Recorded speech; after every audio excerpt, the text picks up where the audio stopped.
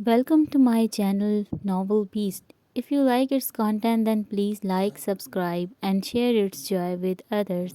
Thank you.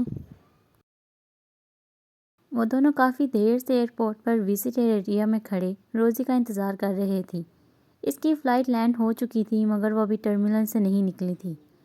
तूने निकाह की सारी तैयारियां करवा दी थी? अहमद ने एक बार फिर से तसल्ली चाही। हाँ यार, सारी तैयारियां मुकम्मल हो गई हैं। गवाह भी तैयार है और निकाह हुआ भी। सब इंतज़ामात मुकम्मल हैं। असद ने इसे इत्मीनान दिलाया। वो बता रही थी कि इसके अब्बू को पता चल गया है और वो यहाँ एयरपोर्ट पर अपने भतीजों को भेजने वाला है और 3 दिनों में तो वो खुद भी पाकिस्तान आ जाएगा। इसलिए मेरा इससे निकाह करना ज़रूरी है ताकि वो हम तक पहुँच भी जाए तो हमारे निकाह की वजह से कोई भी कार्रवाई करने से कासिर रहे। अहमद ने इसे रोज़ी की दुबई एयरपोर्ट पर से मौसूल होने वाली कॉल की तफसीलात से आगाह किया। यार, मुझे तो अब डर लगने लगा है कि कहीं वो तुम दोनों को कोई जानी नुकसान ही ना पहुंचा दें। असद ने कब से अपने दिमाग में गर्दिश करते हदशात का इजहार किया। नहीं यार, ऐसा कुछ नहीं होगा, फ़िक्र मत कर। तभी से कुछ फासले पर काले बुरके में मलबूस, चेहरे को नकाब से ढके एक दराज कद लड़की अपनी जानिब इशारा करती दिखाई दी। वो होंकों की तरह इसे देखने लगा। फिर वो लड़की अपनी ट्राली धकेलते हुए इसकी जानिब बढ़ने लगी। असद भी अब इसी की जानिब मतवज्जा हो चुका था। ये भाभी हैं? असद ने इसे बगौर देखते हुए पूछा। हाँ, वही लग रही है। अहमद भी टिकटिकी बांधे इसे ही देख रहा था। तू तो कह रहा था कि मोटी है, मगर ये तो कहीं से मोटी नहीं लगती। असद ने तबसरा किया। मैंने कहा था कि वज़न कम कर ले, और मैं कोई बात कहूँ और वो ना माने, ऐसा तो हो ही नहीं सकता। अहमद के लहजे से गुरूर झलक रहा था। वो तो दिख ही रहा है। असद ने बगौर इसका जायज़ा लिया। अस्सलाम वालेकुम। रोज़ी ने इनके करीब पहुंचने पर आहिस्तगी से कहा। वालेकुम अस्सलाम। इन दोनों ने बैक वक्त जवाब दिया, जबकि अहमद बगौर इसकी आंखों को ही देख रहा था, जिसे अभी भी इसे पहचानने की सही कर रहा हो। अहमद, मैं ही हूँ रोज़ी। इसने अपने चेहरे से ज़रा सा नकाब सरका कर इसे दिखाया। दरअसल यहाँ शायद इशफाक आया हो अपने भाइयों के साथ। इसी वजह से एहतियातन दुबई में अबाया पहन कर निकाब कर लिया था ताकि वो मुझे पहचान न सके, इसने वजाहत देते हुए कहा। असद महजूज होते हुए हंस दिया, जबकि अहमद हनहोश संजीदा था। तुमने अपना सारा सामान ले लिया है रोज़ी? अहमद ने इसे देखते हुए पूछा। जी, यही सामान है। रोज़ी ने अपनी ट्राली की जानिब इशारा किया, जहाँ सिर्फ 2 सफरी बैग्स ही मौजूद थे। चलो ठीक है, चलो फिर निकलते हैं यहाँ से। लाओ, ये मुझे दो। अहमद ने इसके हाथ से ट्राली ले ली। वो दोनों एक साथ, जबकि असद इनके आगे चलने लगा। कोई मसला तो नहीं हुआ यहाँ तक आने में? अहमद ने आहिस्तगी से पूछा। नहीं, बस अब्बू ने बहुत हंगामा किया। मेरे गायब होने पर ज़ारा बहुत परेशान थी। ये सब तो होना ही था। तुम ज़ारा से सिर्फ मतलब की बात किया करो, वरना वो तुम्हें वहाँ के हालात बता बता कर तुम्हारा जहन हटने नहीं देगी। यहाँ रहकर भी हमेशा वहीं का सोचती रहोगी। वो जवाबन खामोश ही रही। मेरा मतलब है, अब तुम यहाँ हो, 1 घंटे में हमारा निकाह हो जाएगा। तुम हमारे बारे में सोचो, हमारी आने वाली ज़िंदगी के बारे में। वो ज़िंदगी जिसको पाने के लिए तुमने इतनी बड़ी कुर्बानियाँ दी। तुम्हारे घर वाले अब तुम्हारा माजी हैं और माजी की तलहियों को भुला देने में ही भलाई है। वो इसे वजाहत देने लगा। जी अहमद, आप ठीक कह रहे हैं। इसने इस बात में सर हिला दिया। चलो तुम जाकर टैक्सी में बैठो, मैं सामान निकाल कर लाता हूँ। अहमद ने एक तरफ इशारा करते हुए कहा, जहाँ असद एक टैक्सी के पास खड़ा हुआ था। ठीक है। वो सर हिलाती हुई टैक्सी की जानिब बढ़ गई। कुछ देर बाद अहमद भी इसके बैग लिए टैक्सी में सवार हो गया। फिर टैक्सी असद के एक दोस्त के फ्लैट की जानिब रवाना हो गई, जहाँ इन दोनों के निकाह की सारी तैयारियां मुकम्मल थीं। वो इस वक्त मिले जुले जज्बात का शिकार थी। एक तरफ अहमद को पाने की खुशी और दूसरी तरफ अपने माँ बाप से हमेशा के लिए बिछड़ने का गम। फिर इसने अहमद की तरफ ध्यान दिया, जो इससे कुछ फासले पर बैठा हुआ था, जो कुछ देर बाद मुकम्मल तौर पर इसका हो जाने वाला था, और वो दुनिया और माफिर के हर शय से बेखबर होके इसके चेहरे में खो गई। ये शख्स मुझे इतनी आसानी से हासिल हो जाएगा, मैंने कभी सोचा नहीं था। मंजिल को पाने की खुशी इतनी बड़ी थी कि हर दुख को भुला देने को काफ़ी थी। इसे भी एक पल लगा था वो अपने बेचैन तड़पते हुए घर वालों को भुलाकर मुस्तकबिल के हसीन ख्वाबों में खो गई, मगर वो इस बात से अनजान ही रह गई कि ऐसी खुशियाँ जो दूसरों के दिल दुखा कर इनको अजियत देकर हासिल की जाएं, वो दायमी गम और पछतावे का सबब बन जाती हैं। इसके साथ भी ऐसा ही होने वाला था। الہان کے جاتے ہی احمد حیات خان آفس سے واپس آ گئے۔ آتے ہی وہ امانی کو سارے گھر میں دیکھ چکے تھے، مگر اس کا کہیں پتہ نہیں تھا۔ وہ گھر آتے ہوئے راستے میں ہی گلشن سے معلوم کر چکے تھے کہ امانی آج اس کے ساتھ سیلون نہیں گئی تھی۔ زرینہ بیبی امانی کا کچھ پتہ ہے؟ انہوں نے کچن میں جا کر کام والی سے پوچھا۔ جی صاحب، وہ پول کے پاس بیٹھی ہیں۔ وہ کیسے بھول سکتے تھے کہ اداسی میں امانی وہیں بیٹھا کرتی تھی۔ وہ فوراً سر ہلاتے ہوئے مڑے اور اندرونی عمارت کا عقبی دروازہ کھولتے ہوئے پچھلے احاطے میں بنے سوئمنگ پول کی جانب چلے گئے۔ وہ وہیں بیٹھی ہوئی تھی، گھٹنوں میں سر دیے۔ چاند کا عکس پانی میں ڈوبا ہوا تھا، جو ہوا کے چلنے سے ذرا دیر حرکت کرتا، پھر ساکت ہو جاتا اور دوبارہ ہوا کے جھونکے کے آتے ہی پھر سے جھوم اٹھتا۔ احمد حیات دبے پاؤں چلتے اس کے پاس ہی زمین پر بیٹھ گئے۔ بابا؟ وہ فوراً چوک کے ان کی طرف مڑی۔ آپ کب آئے؟ کچھ دیر پہلے ہی آیا ہوں۔ وہ میری طبیعت کچھ ٹھیک نہیں تھی، اس لیے میں ممی کے ساتھ نہیں گئی۔ اس نے متوقع سوال کا جواب پہلے ہی دے ڈالا۔ امانی، کیا تم الہان احمد کو جانتی ہو؟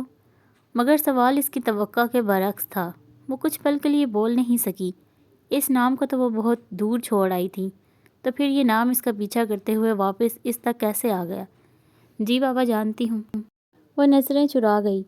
یحییٰ نے تم پر کیس کیا ہوا تھا اور تم نے مجھے ایک بار بتانا بھی مناسب نہیں سمجھا۔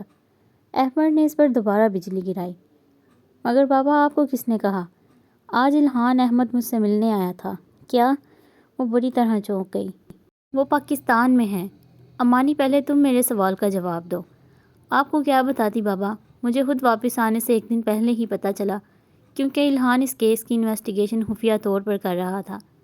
میں نے تمہیں کہا تھا وہاں مت جاؤ، وہ گھٹیا آدمی تمہاری بات نہیں سمجھے گا۔ اگر تم نے ضد کی اور میں نے تمہیں بھیج دیا، اور اس کے گھٹیا پن کا اندازہ کرو، تم پر قتل کا مقدمہ، اگر تمہیں وہاں پرائے ملک میں کوئی نقصان ہو جاتا تو میں کہاں کا رہتا، کہاں جاتا، کہاں سے تلاش کرتا تمہیں امانی؟ وہ شدید کرب میں مبتلا تھے۔ مجھے کچھ ہوا تو نہیں نا بابا، اور ویسے بھی جو کچھ ہو چکا میری زندگی میں، اس سے زیادہ برا کچھ نہیں ہو سکتا۔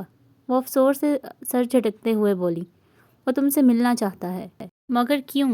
وہ زچ ہو گئی۔ کہہ رہا تھا اس کیس کی کلوزنگ کے سلسلے میں کچھ سوال ہیں جو وہ تم سے کرنا چاہتا ہے۔ کوئی سوال نہیں ہے بابا، وہ جان بوجھ کے تنگ کر رہا ہے مجھے۔ وہ صرف میری اور یحییٰ کی شادی ٹوٹنے کی وجہ جاننا چاہتا ہے۔ پتہ نہیں کیوں اسے ذاتی زندگی میں اتنی دلچسپی ہونے لگی ہے۔ وہ چڑ کر بولی۔ وہ جو بھی چاہتا ہو امانی، مگر میں یہ چاہتا ہوں کہ تم اس کے سوالوں کے جواب دے دو، تاکہ وہ یہاں سے چلا جائے اور ہماری جان چھوڑ دے، کیونکہ اب تمہاری ذات کے حوالے سے ایک نئی کہانی بنے اور سوسائٹی میں اچھالی جائے، یہ میں ہرگز برداشت نہیں کروں گا۔ وہ حتمی فیصلہ سناتے ہوئے وہاں سے اٹھ گئے، اور امانی جو پہلے اداسی کی کیفیت میں تھی، اب غم و غصے کا شکار ہو گئی تھی۔ آخر کیوں اس شخص نے نہ وہاں میرا پیچھا چھوڑا اور اب یہاں بھی آ گیا ہے، اور بابا میری بات سننے کو تیار نہیں۔ اب تو مجھے اس سے بات کرنی ہی پڑے گی، ورنہ کوئی اور مسئلہ بن گیا تو بابا بھی ممی کی طرح مجھے ہی غلط سمجھیں گے۔ وہ ذہن میں الجھتی ہوئی سوچوں کو ترتیب دے کر خود کو الہان کے تمام سوالوں کے لیے تیار کرنے لگی۔ میں اس کی فلائٹ کا ڈیٹا ایئرپورٹ سے نکلوا کر بھیج دیا ہے، اشفاق کو، اور کہہ دیا ہے کہ اگر وہ اسے وہاں دکھائی دے تو بس ایک بار کسی بھی طرح لے جائے اسے اپنے ساتھ۔ بعد میں پاکستان آ کر خود اس کا علاج کروں گا۔ امین چودھری نہ جانے کہاں کی خاک چھان کر گھر واپس آ چکے تھے۔ ایک ہی دن میں وہ پہلے سے کہیں زیادہ کمزور دکھائی پڑ رہے تھے۔ تمام گھر والے سٹنگ ایریا میں ہی موجود تھے۔ آپ نے ان کو کیا بتایا؟ رقیہ نے ڈرتے ہوئے پوچھا۔ وہی بتایا جو گل کھلا چکی ہے تمہاری شہزادی۔ سارے خاندان میں ایک کوڑی کی عزت نہیں چھوڑی۔ وہ عزت اور احترام جسے حاصل کرنے میں ساری عمر بتا دی، اس نے ایک پل میں خاک کر دیا۔ کاش مجھے پتہ ہوتا کہ یہ میرے گھر رزق کا فرشتہ بن کے نہیں آنے کی اتنی بڑی قیمت وصول کرے گی، تو پیدا ہوتے ہی اس کا گلا گھونٹ دیتا۔ وہ گہری سانسیں لیتے ہوئے اپنا بلڈ پریشر نارمل کرنے کی کوشش کر رہے تھے۔ ذرا تمہیں اس لڑکے کا ایڈریس معلوم ہے؟ وہ اپنی سانس بحال ہونے کے کچھ دیر بعد بولے۔ نہیں ابو، میں اس کے بارے میں کچھ نہیں جانتی۔ وہ تھوک نگلتے ہوئے بامشکل بول پائی تھی۔ میں جانتا ہوں تم دونوں بہنیں ایک دوسرے کے سارے رازوں سے واقف ہو، مگر تم مجھے نہیں بتا رہی۔ ٹھیک ہے، مت بتاؤ، پتہ تو میں لگوا ہی لوں گا، اور جیسے ہی وہ میرے ہاتھ لگی وہ دن اس کی زندگی کا آخری دن ہوگا۔ وہ غصے سے دھاڑتے ہوئے اٹھ کر دوبارہ باہر نکل گئے۔ زارا اپنے ابو کی حالت کو دیکھو، میں تمہیں پھر سے کہہ رہی ہوں، اگر تم کچھ جانتی ہو تو بتا دو اپنے ابو کو، ورنہ وہ جتنے غصے میں ہیں انہیں کچھ بھی ہو سکتا ہے۔ سدرا دوبارہ اس پر چڑھ دوڑی۔ چھوٹی امی، میں قسم کھا کر کہہ رہی ہوں مجھے روزی کے بارے میں کچھ نہیں پتا، اور آپ مجھ سے یہ بات دوبارہ کوئی نہ پوچھے۔ وہ غصے سے چلاتی ہوئی اپنے کمرے کی جانب بڑھ گئی۔ ایک ویسے گھر سے بھاگ گئی ہے اور دوسری اس کا دفاع کرتے نہیں تھک رہی۔ پتہ نہیں کیا ہوگا ان لڑکیوں کا۔ سدرا طنز کرتی ہوئی اپنے کمرے کی جانب بڑھ گئی۔ روزی کیوں کیا ایسا؟ یا اللہ اس کی حفاظت کرنا، پتہ نہیں کہاں ہوگی میری بچی اور کس حال میں ہوگی۔ رقیہ تھی تو بہرحال ماں ہی، اس پر غصہ ہونے کے باوجود خود کو اس کے بارے میں فکر مند ہونے سے نہیں روک سکتی تھی کہ کہیں وہ کسی کے غلط ہاتھوں میں نہ پڑ گئی ہو، مگر وہ اس بات سے بے خبر تھی کہ وہ اب کسی کی منکوحہ بن چکی ہے اور ان کو یکسر بھلائے اپنے مستقبل کے سہانے خوابوں میں کھوئی ہوئی تھی۔ بالآخر وہ منزل آ ہی گئی تھی جس کا روزی نے اتنے دنوں سے شدت سے انتظار کیا تھا۔ ان دونوں کا نکاح ہو چکا تھا اور احمد اپنے تمام دوستوں کو جو بحیثیت گواہان اس کی شادی میں شریک ہوئے تھے نکاح کی دعوت دینے کے لیے لے گیا تھا۔ وہ کچھ دیر سٹنگ ایریا میں ہی بیٹھی رہی جہاں کچھ دیر قبل صرف گواہان کی شراکت کے ساتھ ایک سادہ سی تقریب میں ان دونوں نے ایک دوسرے کو اپنے نکاح میں قبول کیا تھا۔ جب وہ بیٹھے بیٹھے بور ہو گئی تو اٹھ کر فلیٹ کا جائزہ لینے لگی۔ فلیٹ میں جگہ جگہ لٹکتے جالوں اور گندگی سیٹے سامان کو دیکھنے سے لگ رہا تھا کہ وہ کبھی کبھار ہی استعمال ہوتا تھا۔ اس میں 2 ہی کمرے تھے جن میں سے ایک لاک تھا۔ وہ دوسرے کمرے کی جانب بڑھ گئی مگر اندر کا منظر دیکھ کر چونک گئی۔ کمرے میں موجود اکلوتے بیڈ پر گلاب کے پھول بکھرے ہوئے تھے۔ شاید یہ بے ترتیبی سے سجاوٹ احمد کے دوستوں نے ہی کی تھی۔ بیڈ کی ایک جانب ڈریسنگ اور لکڑی کی الماری موجود تھی۔ سامان کے نام پر ان 3 چیزوں کے علاوہ کمرے میں کوئی اور چیز موجود نہیں تھی اور کمرہ گرد آلود اور جالوں سے بھرا ہوا تھا۔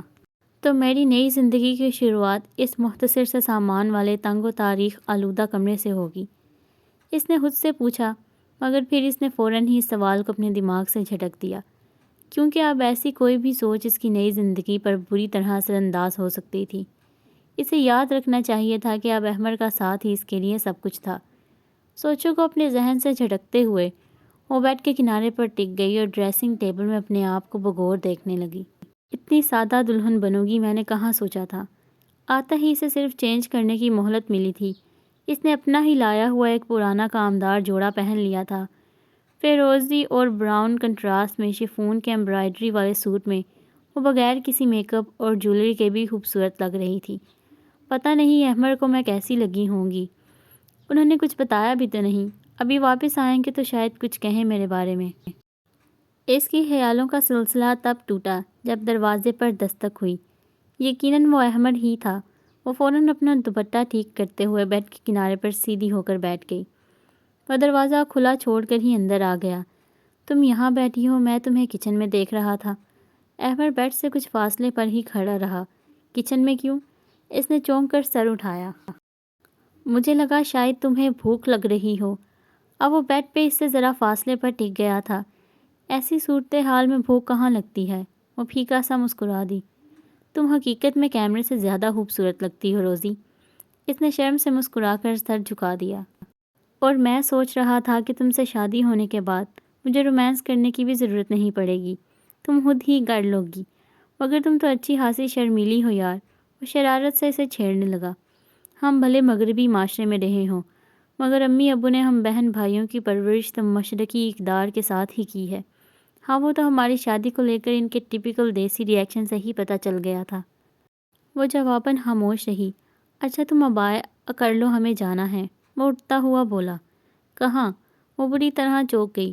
راستے میں بتاتا ہوں، ابھی تم ابایا پہن کر اچھے سے اپنا چہرہ ڈھک لو۔ جی ٹھیک ہے۔